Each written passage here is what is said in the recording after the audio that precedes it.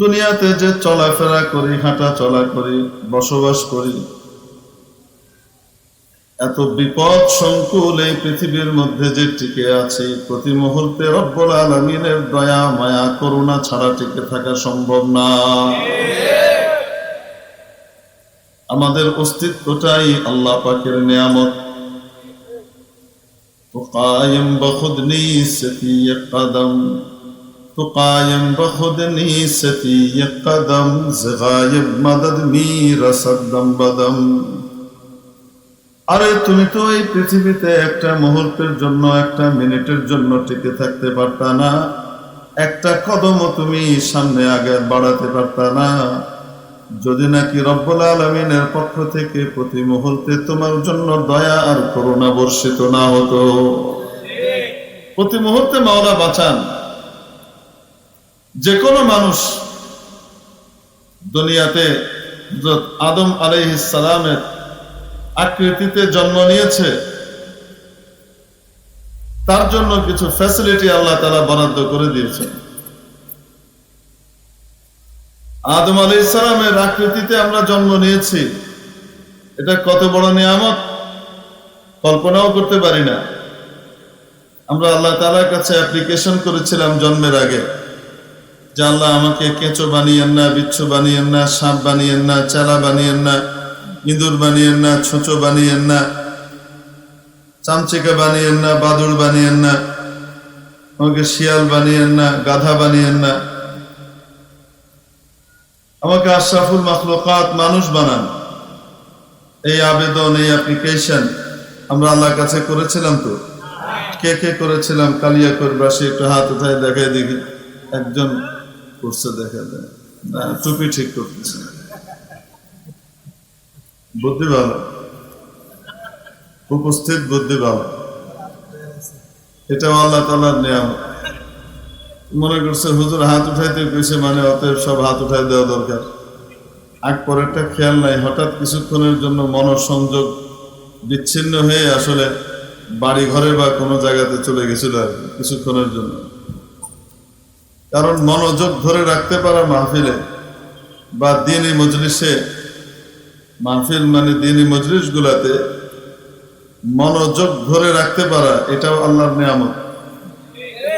কারণ এই সমস্ত মজলিস গুলার ভিতরে শত্রু অর্থাৎ শয়তান প্রবেশ করতে পারে না, ঢুকতে পারে না। কারণ হলো এগুলোর চারপাশে এসএসএফ পাহারা দেয়, স্পেশাল সিকিউরিটি ফোর্স আল্লাহর পক্ষ থেকে আল্লাহ নাজিল করে দেন। ফেরেশতারা চারিদিক থেকে বেষ্টন করে নেয়।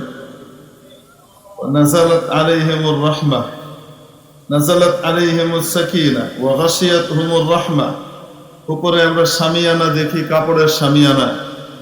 যাদের অন্তর্চক্ষু আছে তারা দেখতে পান যে কাপড়ের শামিয়ানা না, এখানে আল্লাহর রহমতের নূরের চাদরের শামিয়ানা পড়ে আছে।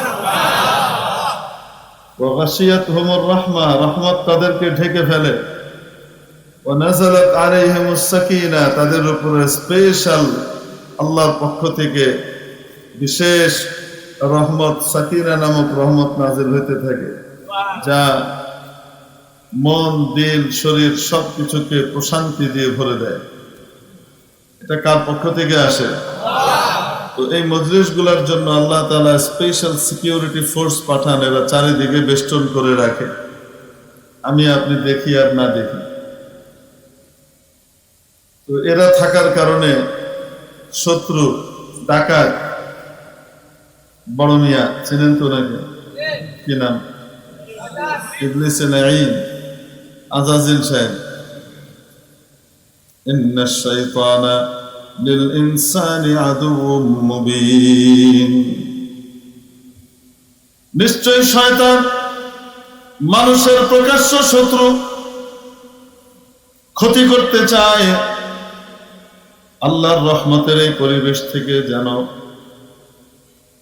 কেউ বঞ্চিত না হয়, রহমতের পরিবেশ যেন বাধাগ্রস্ত না হয়, এটার জন্য ফেরেশতারা পাহারা দিতে থাকেন যেন শত্রু ভিতরে ঢুকতে না পারে, শত্রু ভিতরে ঢুকে যেন পরিবেশ নষ্ট করতে না পারে। চারিদিকে ফেরেশতারা পাহারা দেয়, তো ঢুকতে তো পারে না। তো বাহির থেকে দূর থেকে এমন করে আয় আয় আয়। তোমার না ডায়াবেটিসের প্রবলেম আছে, পেশাব লাগার কথা না, 9টা বেজে গেছে এখনো লাগে নাই, কিন্তু 8:30টায় পেশাব করো, লাগে নাই কিন্তু শয়তান মনে করাবে, আছে না না? তো মনোসংযোগ নষ্ট করে, এমনি তো বের করে নিতে পারে না, তো বাহির থেকে দূর থেকে দাঁড়িয়ে এরকম করে আসর করে। তো হাত অনেক সময় হুজুর কি বলতেছে ঠিক আগের কথাটা মনে নাই, হাত তুলে দেখেন দেখি বললেই হাত উঠে ফেলে। এটা কি নেগেটিভ ব্যাপারে বলা হয়েছে না পজিটিভ ব্যাপারে, সেটা অনেক সময় মাথায় থাকে না। তো বুদ্ধিমান মানুষ যিনি হাত উঠাইছেন, উঠাই সাথে সাথে দেখছে কেউ উঠায় না, সাথে সাথে টুপি ঠিক করা শুরু করে দিচ্ছে। বুদ্ধি আছে,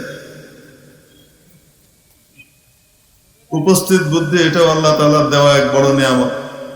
কি বলেন আপনারা? উপস্থিত বুদ্ধি এটাও আল্লাহ তাআলার পক্ষ থেকে দেওয়া একটা বড় নিয়ামত। এটা যার তার একই রকম হয় না, কিছু মানুষকে আল্লাহ স্পেশালি দান করেন, উপস্থিত বুদ্ধি বড় চমৎকার থাকে, তৎক্ষণাৎ সিদ্ধান্ত নিয়ে নেয়, একদম মুহূর্তের ভিতরে করণীয় ঠিক করে ফেলে। এনারা রাজনীতিবিদ হলে ভালো হইত, কারণ জাতি সামলানোর জন্য মুহূর্তে মুহূর্তে কি করা লাগে, রং চেঞ্জ করা লাগে। সর্বশেষ তাদের এক ওহী আছে, সেটা হলো শেষ কথা বলতে কিছু নাই। রাজনীতিতে শেষ কথা বলতে কিছু নাই, মানে আমি যখনই যেটা করবো আগেরটা নিয়ে প্রশ্ন করি না, এটা বর্তমানে আমার শেষ, আর এটাও শেষ না, পরবর্তীতে প্রয়োজন পড়লে আমি আবার কি করবো, পিজিপিতে যোগ দেব, প্রেজেন্ট গভর্নমেন্ট পার্টিতে আমি আবার কি করবো, যোগদান করবো, কোনো অসুবিধা নেই। তো যাই হোক, বলছিলাম উপস্থিত বুদ্ধি এটাও আল্লাহ তাআলার পক্ষ থেকে দেওয়া অনেক বড় একটা নিয়ামত।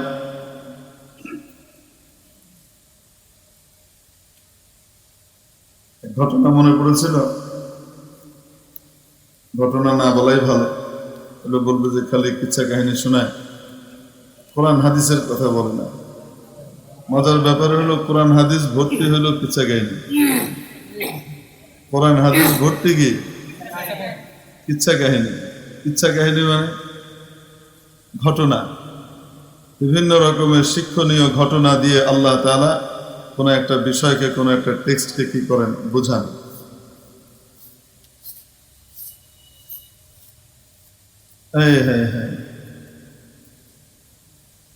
আল্লাহ তাআলা কোরআনে কারীমে ইরশাদ করেছেন, লাকাদ কানা ফি কাসাসিহিম ইবরাতুন লিউলিল আলবাব। এই যে নবী রাসূলের ঘটনা শোনাই, নবী রাসূল ছাড়াও আরো অনেকের ঘটনা শুনিয়েছেন না শোনান নাই? আরে ফেরাউন, নমরুদ, সাদ্দাত এদের ঘটনাও শুনিয়েছেন না শোনান নাই? নবী রাসূল ছাড়াও অনেক নেককার মানুষের ঘটনা শুনিয়েছেন না শোনান নাই? আসহাবে কাহফের ঘটনা শুনিয়েছেন না শোনান নাই? শুধু নবী রাসূলের ঘটনা না নেককার মানুষের ঘটনাও শুনিয়েছেন? শুধু নেককার মানুষের ঘটনা না বদকার মানুষের ঘটনাও শুনিয়েছেন? বিভিন্ন ঘটনা শুনিয়েছেন, শুনিয়ে শুনিয়ে তাদের পরিণতি দিয়ে আমাদেরকে শিক্ষা নিতে বলেছেন যে এরকম হলে এরকম হবে, এরকম হলে এরকম হবে। এবং বলছেন চিন্তাশীলদের জন্য, সত্যিকারের বুদ্ধিমানদের জন্য ওনাদের এই ঘটনাবলীর মধ্যে রয়েছে বিশাল শিক্ষা, অনেক ইবরত, অনেক বড় শিক্ষার চিন্তার খোরাকের ভিতরে দিয়ে রাখা হয়েছে। আর ঘটনাবলীর মাধ্যমে যে বিষয়কে বোঝানো হয় সেটা আওকা ফিন নফস হয়, অর্থাৎ হৃদয়ের মধ্যে এমন ভাবে দাগ কেটে যায়, এটা জীবনে আর মানুষ ভুলে না, এটা তার মাথার ভিতরে ঘুরতে থাকে। ঘটনার কারণে মূল বিষয়টা তার মাথার ভিতরে একেবারে বদ্ধমূল হয়ে যায়। আমাদের আইবি সাহেব হুজুর দাওয়াত বরকাতুহুম বলেন, আমার কিছু দোস্ত আহবাব আছে আলে হাদিস ভাই, তারা আমার নাম দিছে কিচ্ছা সম্রাট। কার নাম? আইবি সাহেব হুজুরের নাম দিছে। আমি বললাম তাহলে তো পুরা কোরআন শরীফকে কিচ্ছার কিতাব বলতে হবে। কারণ হেন পাড়া নাই যে পাড়াতে মুসা আলাইসাল্লাম নাই, যে পাড়াতে ইব্রাহিম আলাইসাল্লাম আসতেছে না। এই পাড়াতে ইব্রাহিম আলাইসাল্লাম নাই তো পরের পাড়াতে চলে আসছেন, ওই পাড়াতে ইব্রাহিম আলাইসাল্লাম আসেন তো এর পরের পাড়াতে ইসাক আলাইসাল্লাম চলে আসছেন। এখানে নাই তো আবার অনেক পাড়া ব্যাপী এক সূরা নাজিল হয়ে গেল ইউসুফ আলাইসাল্লামের, পুরাটুকুই ঘটনায় আর ঘটনা। পুরা একটা সূরা কয় পাড়া? প্রায় পৌনে এক পাড়া। এই পৌনে এক পাড়া ব্যাপী একটা সূরা, পুরা সূরাটাই ঘটনা। পুরা সূরাটাই কি ঘটনা? টানা হযরত ইউসুফ আলাইহিসসালামের ঘটনা চলতেছে। এক সূরার নামই আল্লাহ দিয়ে রাখছেন সূরাতুল কাসাস, কিচ্ছা সূরা। বলেন না কেন? সেই সূরার নাম কি? কিচ্ছা সূরা। বুঝাতে পারেন মনে হয়? 20 নম্বর পারাতে আছে, আধা পারা ব্যাপী এক সূরা। এই সূরার ভিতরে মোটামুটি মুসা আলাইহিস সালামের ঘটনাকে কিছুটা টানা বর্ণনা করা হয়েছে, আরো অনেক কিছুই আছে। তো আল্লাহ তো কোরআনে কারীমের ভিতরে একটা সূরা নাজিল করে দিয়েছেন, যে সূরার নাম কি? সূরাতুল কাসাস, মানে কিচ্ছা সূরা, ঘটনা সূরা। এখন বলেন তো দেখি, দিন ইসলামের আলোচনার ভিতরে ঘটনার প্রভাব আছে না নাই? আছে।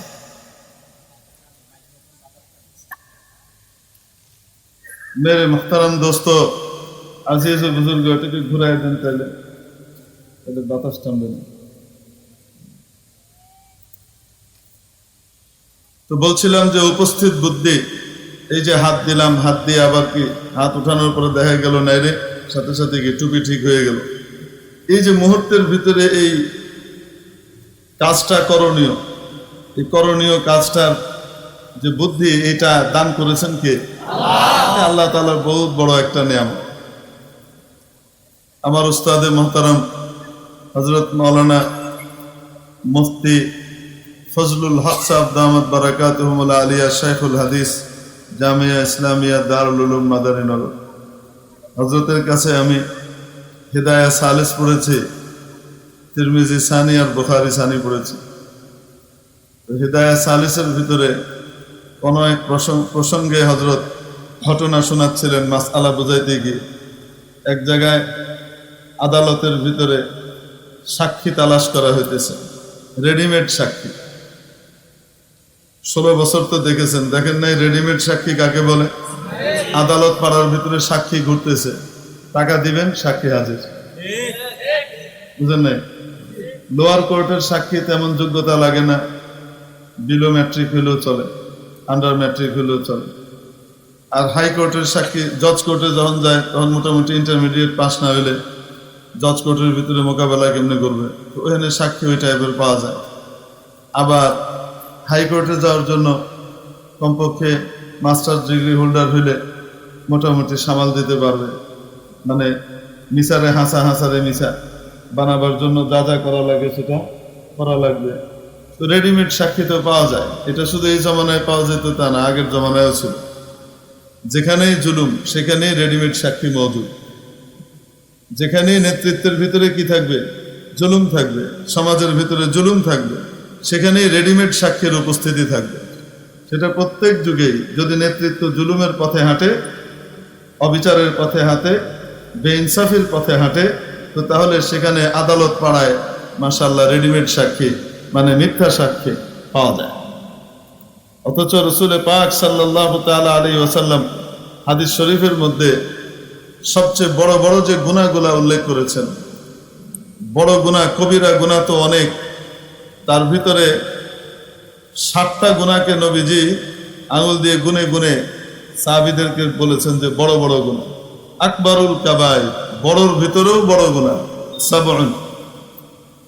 1 নম্বর আল ইশরাকু বিল্লাহ, আল্লাহর সাথে শরীক করা।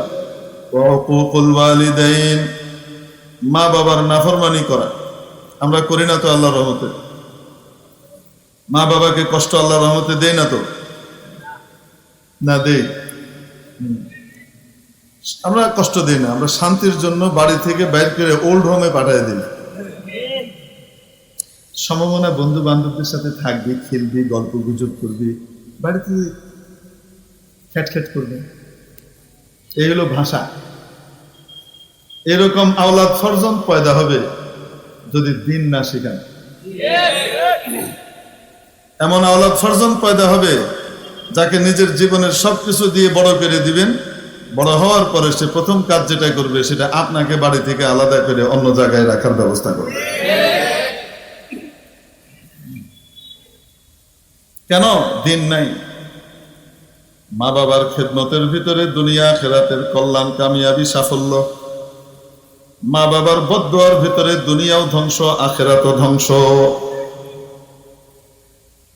বড় বড় গুনার ভিতরে 2 নম্বর গুনাহটাই নবীজি বললেন ওয়া উকুকুল ওয়ালিদাইন। 3 নম্বর ওয়া কতলুন নাফস, কোন মানুষকে অন্যায়ভাবে হত্যা করা। ওয়া ইয়ামিনুল গুমুস, মিথ্যা কসম খাওয়া। ওয়া আকলুর রিবা, সুদ খাওয়া। ওয়া আকলু মালিল ইয়াতীম, এতিমের মাল আত্মসাৎ করা, এতিমের মাল ভক্ষণ করা। ওয়া শাহাদাতুজ জুর, মিথ্যা সাক্ষ্য দেওয়া। এই মিথ্যা সাক্ষ্য কত ভয়ঙ্কর গুনাহ, যে বড় বড় 7টা গুনার ভিতরে এটার স্থান হয়ে গেছে। আচ্ছা, এটা আমাদের কাছে কিন্তু পানি ভাত, এটা তেমন কিছু মনে হয় না। মিথ্যা সাক্ষী দিয়ে দেয় ধুম করে, কোনো সময় পয়সার বিনিময়ে দেয়, কোনো সময় খাতিরের কারণে দেয়, কোনো সময় বিনা পয়সায় দলবাজির কারণে দেয়। এটাও আছে। তো এখন বাদী বিবাদীর মামলা চলতেছে। এখন বাদী যে সে মামলাটা করছে বিবাদীর বিরুদ্ধে, মিথ্যা মামলা। বিবাদীর বিরুদ্ধে যে মামলা করেছে সেটা কি? মিথ্যা মামলা। চুরির মামলা দায়ের করেছে। কিসের মামলা? চুরির মামলা। তো আগেকার জমানায় তো সাধারণত কি চুরি হইতো? গরু টুরি চুরি হইতো না? আরে কয় না কেন? গরু চুরি হইলে এটা দিয়ে না পাইলে হয়তো কাউরে পাইলে পরে মামলা টামলা করতো। মুরগি তো আর কেউ চুরি করে না। আরে ওটা 71 সালে করছে।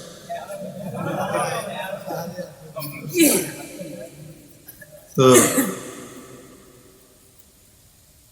সাধারণত মামলা যে হয়, চুরি তো হয়, মুরগিও চুরি হয়, গরুও চুরি হয়, কিন্তু মুরগির নামে কি কেউ মামলা করে নাকি?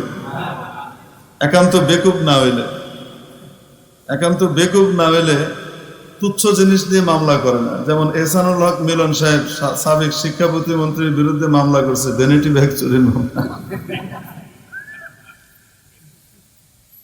হাস্যকর জিনিস। আল্লাহ তাআলা সবাইকে হিদায়াত দেন বলি আমিন।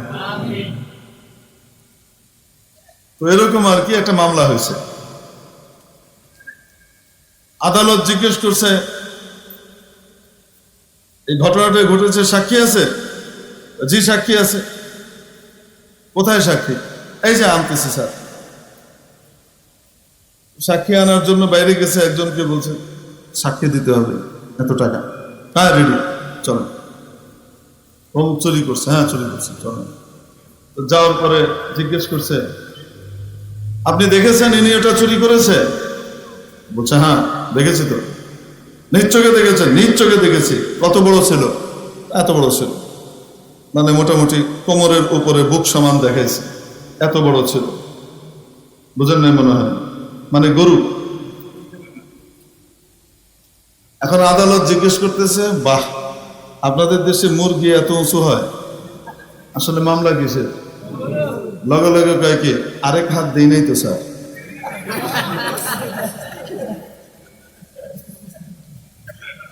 বুদ্ধি তো উপস্থিত, ভালো কামে লাগাইছে। বুদ্ধির শুকরিয়া আদায় করছে না শুকরি করছে? অপকর্মে লাগাইছে। আবু জেহেলের বুদ্ধি কম ছিল না, কিন্তু কামে লাগে নাই। আবু বকরেরও বুদ্ধি ছিল, আবু জেহেলেরও বুদ্ধি ছিল। আবু বকরের বুদ্ধি জান্নাতের উঁচু মাকামে নিয়ে গেছে, আবু জেহেলের বুদ্ধি জাহান্নামের অতল গহ্বরে নিয়ে গেছে। এজন্য আমার বাংলাদেশেও বুদ্ধিজীবী 2 রকমের হবে। এক রকমের বুদ্ধিজীবী আবু বকরের পথে চলবে, আরেক রকমের বুদ্ধিজীবী আবু জেহেলের পথে চলবে। তবে আবু জেহেলরা যতই লাভ ফাল মারুক না কেন, 16 বছর পরে হইলো কট খাইতে খাইতে। ইন্নাল্লাহা ইউমহিলু ওয়া লা ইউহমিল, আল্লাহ ছাড় দেন, ছেড়ে দেন না। কত টাকা, কত পয়সা, হাজার হাজার লক্ষ লক্ষ কোটি টাকা বাংলাদেশ থেকে পাচার হয়ে চলে গেল, কত লাগে। চোখের সামনে মাবুদ দেখে দিল, ঠেলা যখন আসে তখন 2টা সুটকেসের বেশি নেওয়া যায় না। হেলিকপ্টারে জায়গা নেই, 2 জনে 2 দুগুণে 4টা সুটকেস, এর চেয়ে বেশি জায়গা নেই। বলেন না কেন? তারপরেও শিক্ষা হয়, তারপরেও শিক্ষা হয় না। এরপরেও অনেকের চোখ খোলে না, তারপরেও সেই দলবাজের ভিতরে লেগে থাকে, তারপরেও আল্লাহ আল্লাহ রসুলের দিকে ফিরার মতো মানসিকতা পয়দা হয় না। বুঝতে হবে আবু জেহেলের পথ ভালো করেই ধরছে। السعيد من وعظ بغيره والشقي من شقي في بطن أمه। সৌভাগ্যবান ওই ব্যক্তি যে ব্যক্তি অন্যকে দিয়ে কি করে, শিক্ষা নেয়। আরেকজনকে দেখে সে তার পরিণতি দেখে নিজে শিক্ষা নেয়। অন্যে জুলুম করেছে, সে শিক্ষা নেয় আমি জুলুম করব না। অন্যরা লুটপাট করেছে, সে শিক্ষা নেয় আমি লুটপাট করব না। ঠিক কিনা? আর যদি কপাল পোড়া হয় তাহলে সেও ওইরকম ইতিহাসের শিক্ষার আরেক অংশ হয়ে যায়। অর্থাৎ কপাল পোড়া, অন্যকে দিয়ে শিক্ষা নেয় নাই, অতএব সেও একটা পর্যায়ে কি হয়, শিক্ষার অংশ হয়, ইতিহাসের অংশ। তাকে দিয়ে অন্যরা শিক্ষা নেবে। আল্লাহ আমাদের সকলকে বুঝবার তৌফিক দান করেন। ক্ষমতা পাইলেই যেন ক্ষমতার অপব্যবহার না। সে তৎক্ষণাৎ উত্তর দিচ্ছে, এটা একটা হিজড়া মাছ মহারাজ, এটা 3rd জেন্ডার, এটা ছেলেও না কি না মেয়েও না। এই যে উপস্থিত বুদ্ধি কার নিয়ামত? এই বুদ্ধির সঠিক ব্যবহার করছে। ফলশ্রুতিতে কি হয়েছে, রাজা খুশি হয়ে কয় আরো 4 দে, আরো 4000 হইল কত? এখন 4000 বাঁচাইতে গিয়ে আরো 4000 লস হইল, 8000 গেল। রানীর তো সারা শরীর জ্বলতেছে, মনে হইতেছে চুলার উপরে বয়ে রয়েছে। এখন কি করবে, কিটমিট করে। এই 8000 দিনার নিয়ে যখন জেলে চলে যায়, যাওয়ার পথে ওখান থেকে মাথা থেকে টুক করে একটা দিনার নিচে পড়ে গেছে। ঝুড়িতে করে নিয়ে যাচ্ছে তো, তার একটা দিনার নিচে পড়ে গেছে। পড়ার সাথে সাথে সে তার ঝুড়ি নামিয়ে ওই পড়ে যাওয়া দিনারটাকে পোড়ানোর জন্য বসলো। সাথে সাথে রানীমা পয়েন্ট পেয়ে গেলেন। উনি রাজাকে বললেন, দেখেছেন কত বড় ইতর, বদমাশ, ছোট লোক, নীচ, লোভী, স্বার্থপর, কত বড় লোভী। আপনি এত দিয়ে দিলেন, 3 পুরুষ খেয়ে চলতে পারবে, তারপরেও সে আবার কি করতেছে, এই একটা জিনিসের জন্য সে আবার হাত পেতেছে। এরকম দুষ্ট লোককে তো টাকা দেওয়া যায় না। আপনি দিলে দিবেন, ভালো মানুষকে দিবেন, এনাদেরকে কেন দিবেন? এইরকম ছোট লোককে, এই নিচু মানের লোকদেরকে দেওয়া যায় না, ভালো মানুষকে দিবেন। কি কয় রানীমা? ভালো মানুষকে দিবেন, টাকা দিতেই হলে। এরা কেন দিবেন? উদ্দেশ্য হলো ভালো মানুষকেও দেওয়ার দরকার নেই, কমপক্ষে এরে জানি না দেওয়া হয়। বোঝেন নাই মনে হয়? দেখবেন দুনিয়াতে কিছু মানুষ আছে, যখন আপনি মাদ্রাসাতে, মসজিদে আল্লাহওয়ালাদের জন্য কি করবেন, হাত খুলে খরচ করতে যাবেন, তৎক্ষণাৎ দেখবেন এসে বাধা দিবে। এদেরকে দিয়ে লাভ কি? এদের কোনো প্রোডাক্টিভিটি নেই, এরা কোনো কিছু সৃষ্টিশীল কোনো মেধা এদের নাই। এদেরকে দিয়ে কি করবেন? এরা তো সমাজের বোঝা। ভালো জায়গায় দেন, যেখানে কিছু কাজ হবে। ভালো জায়গা কোনটা? কনসার্ট। ভালো জায়গা কোনটা? ক্লাবের জুয়া খেলা। ভালো জায়গা কোনটা? ইতরামিয়ার শয়তানি বিভিন্ন টুর্নামেন্ট। এইগুলো হলো ভালো জায়গা। বুঝতে পারছেন তাদের দৃষ্টিতে? তো এরকম মানুষের দুনিয়াতে আছে না নাই? আছে। আপনি মাদ্রাসা মসজিদে দান করতে যাবেন, সাথে সাথে বাধা দিবে। এই সমস্ত ছোট লোকদের কি দান করে লাভ কি? এগুলো খেয়ে খেয়ে তো আরো বেশি কি করবে, বদভ্যাস হয়ে যাবে। এদিকে দায় দরকার নেই। আল্লাহ এনাদেরকে হেদায়েত দান করেন। এই একই টাইপের কথা নবীজির যুগে কিছু মানুষ বলতো। আল্লাহ তাআলা তাদের কথা কোরআন শরীফে উল্লেখ করে দিয়েছেন। বলবো নাকি? তারা কইতো লা তুনফিকু আলা মান ইনদা রাসূলিল্লাহ। এই নবীজির আশপাশে যেগুলো আছে না, এগুলো সব ধান্দাবাজ। নবীজিকে তো আর কইতে পারে না দ্বন্দ্ববাজ করলে তো মার খাবে। এখন কি বলে, এই যে নবীজির আশপাশে যেগুলাকে দেখছো না, এসব ধান্দাবাজ, টাকার জন্য বেঁচে থাকে না, বুঝছো, খাওয়া বন্ধ করে দাও চলে যাও। তো এদেরকে দিওটিও না, আবু হুরায়রাকে দিও না, ইবনে মাসউদকে দিও না, যারা আল্লাহর নবীর কাছে এসে দিন শিখে, তালিম শিখে, নবীর দরবারে পড়ে থাকে, অন্য কোনো কাজ কর্মে যায় না, নবীর দরবারে নিজেদেরকে লাগিয়ে রেখেছে, এদেরকে দিতে যেও না। লা তুনফিকু আলা মান ইনদা রাসূলিল্লাহ। কেন? হাত্তা ইয়ানফাদ্দু, দেখবে এগুলো সব পালায় যাবে, যখন টাকা পাবে না, খাওয়া পাবে না, এগুলো সব চলে যাবে। উদ্দেশ্য হলো নবীর আশপাশের তালিমি এবং দ্বীনি যে শিক্ষার এদারা আছে সেটাকে বন্ধ করা। চামড়া, কোরবানির চামড়া মাদ্রাসায় দিবেন না, এগুলো জঙ্গিবাদের কারখানা, এরকম কথা কইছিল নি? এটা কি আছে না গেছে? খুঁজে পাওয়া যাচ্ছে না, ঠিক কি ঠিক না? কিন্তু যাদেরকে কইছিল পাকিস্তান পাঠায় দিবে, তারা কিন্তু বহাল তবিয়ত বাংলাদেশেই আছে। স্বাধীনতা প্রেমীরা যাদেরকে রাজাকার কইছিল, তারা ঠিকই বাংলাদেশেই আছে। আর যারা নিজেদেরকে স্বাধীনতার চেতনার ধারক বাহক বলে, তল্পিবাহী বলে বাণিজ্য করে বেরিয়েছে, তারা কিন্তু তাদের দাদার দেশ ইন্ডিয়াতে চলে গেছে, ইনারা কিন্তু নাই। তাহলে আসল দেশপ্রেমিক কারা? যেগুলো দেশ ছেড়ে পালায় না, যারা যে কোনো মূল্যে দেশেই থাকে, ঠিক কি ঠিক না?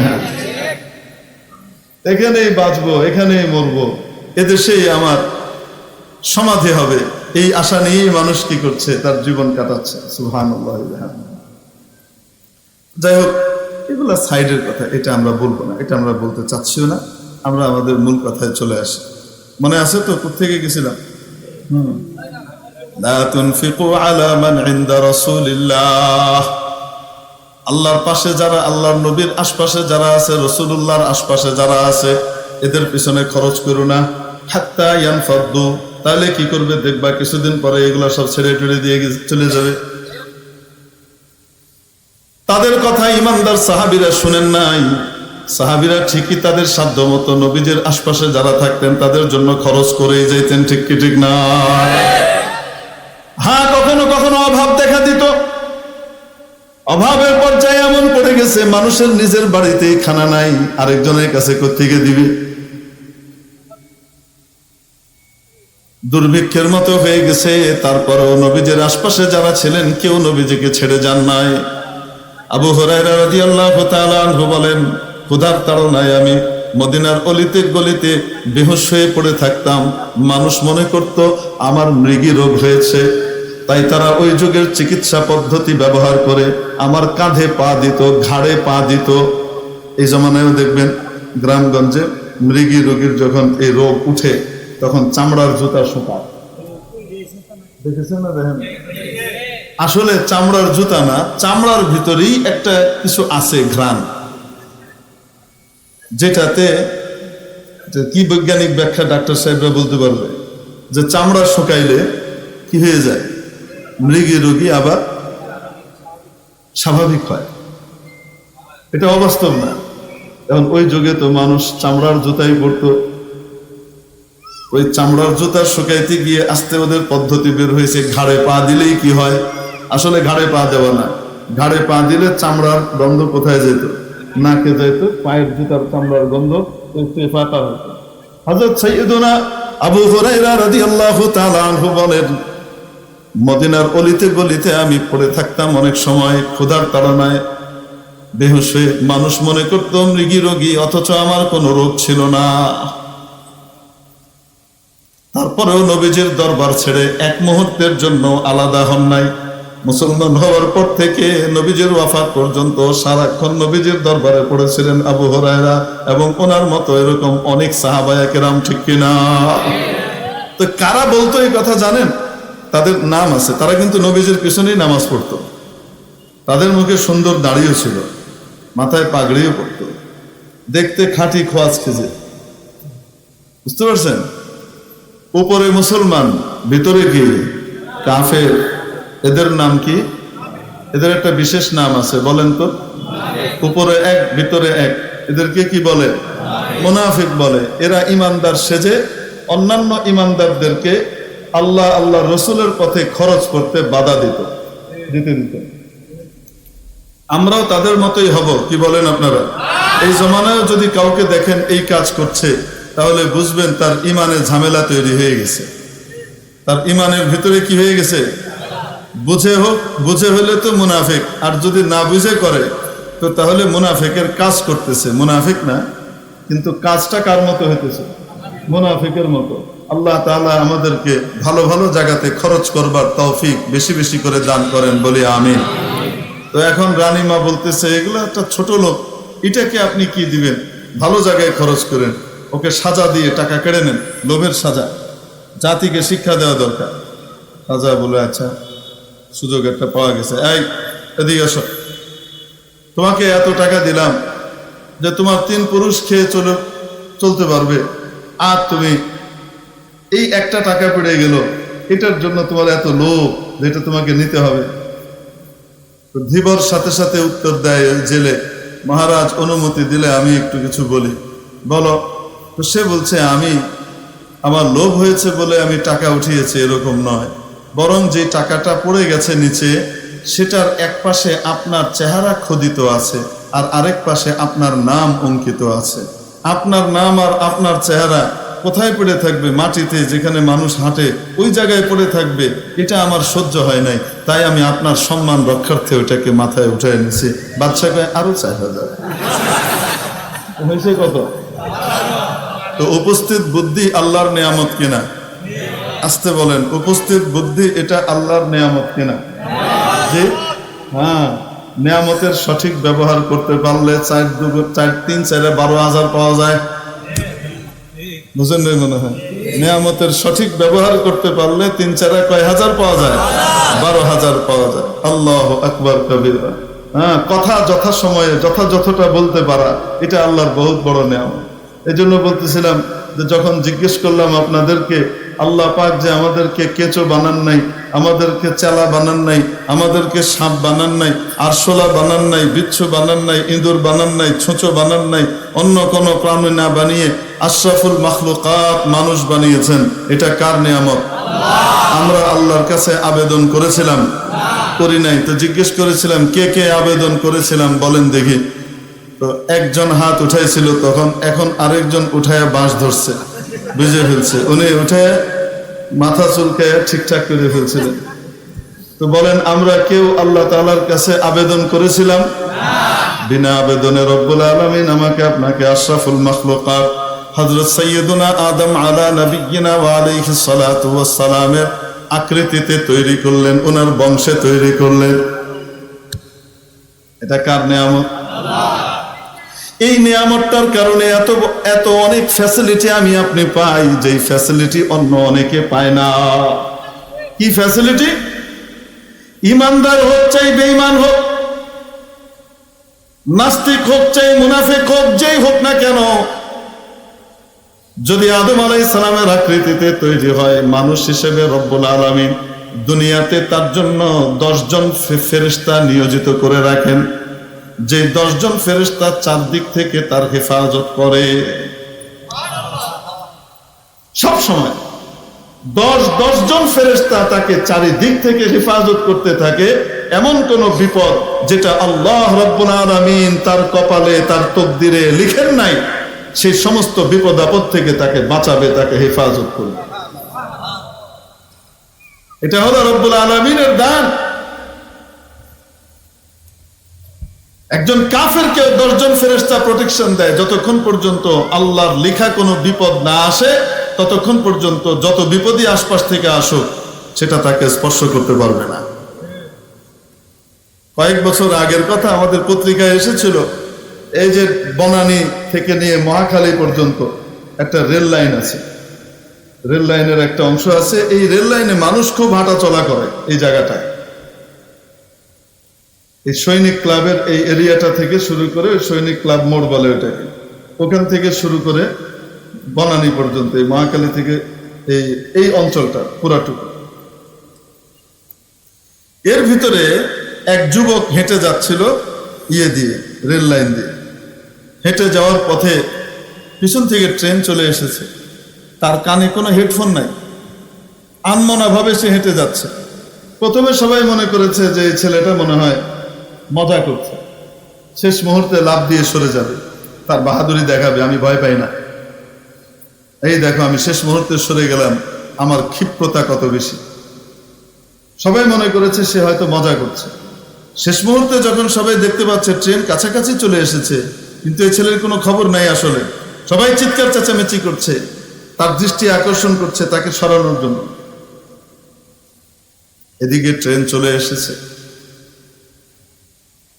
ট্রেনের ইঞ্জিনিয়ার সাহেব বাঁশি দিচ্ছেন, হুইসেল বাজাচ্ছেন, এই ছেলের কানে কোনো কিছুই ঢুকে না।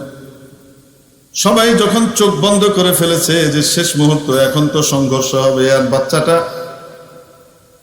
ট্রেনের তলায় কাটা পড়ে খণ্ডিত হয়ে যাবে, খণ্ড বিখণ্ড হয়ে যাবে, এই দৃশ্য কিভাবে দেখে?